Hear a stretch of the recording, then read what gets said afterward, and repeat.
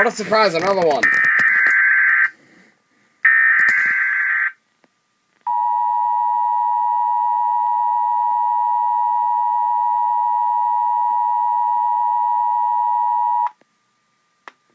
is a high wind warning from the National Weather Service.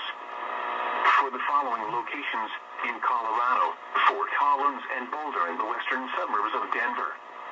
High wind warning in effect from 9 p.m. this evening to 9 p.m. Mountain Standard Time Saturday. What? Northwest winds 30 to 40 miles per hour with gusts up to 75 miles per hour expected. Where? Larimer County below 6,000 feet. Oh, Larimer. Weld County and Boulder in the western suburbs of Denver. When? From 9 p.m. this evening to 9 p.m. Mountain Standard Time Saturday. The following impacts are expected. Strong winds will blow around unsecured objects.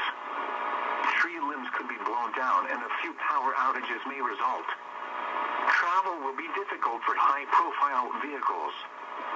Strong winds may lead to property damage. Hazardous driving conditions due to powerful crosswinds will pose a serious risk for drivers, especially for lightweight and high-profile vehicles.